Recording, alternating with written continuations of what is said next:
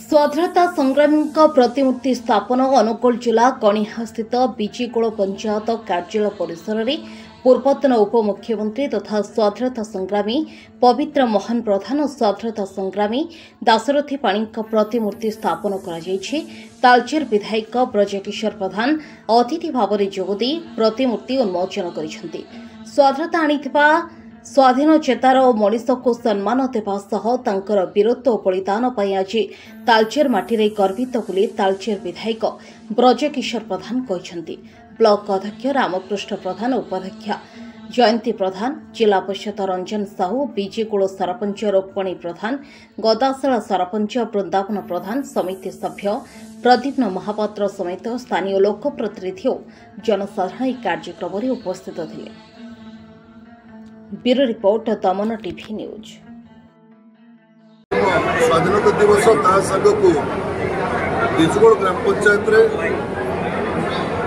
प्रजा आंदोलन कर्णधार पवित्र मोहन प्रधान मूर्ति उन्मोचन एवं बीजीगोल ग्राम विशिष्ट स्वाधीनता संग्रामी प्रजा आंदोलन दाशरथी पाणी महोदय आज प्रतिमूर्ति उन्मोचन कर अवसर में समस्त को शुभेच्छा शुभकामना। जहाँ मोर परम सौभाग्य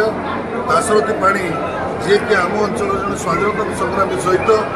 जड़े निष्ठभाषी धर्मपरायण व्यक्ति थे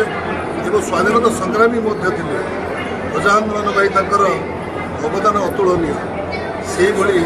महान व्यक्तिर आज उन्मोचन उत्सव में उपस्थित रही निजक धन्य मन करने सहित ये अंचल एक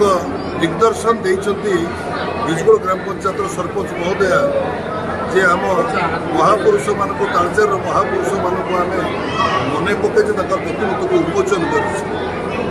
कर सरपंच महोदया को बहुत बहुत धन्यवाद ज्ञापन करुँ।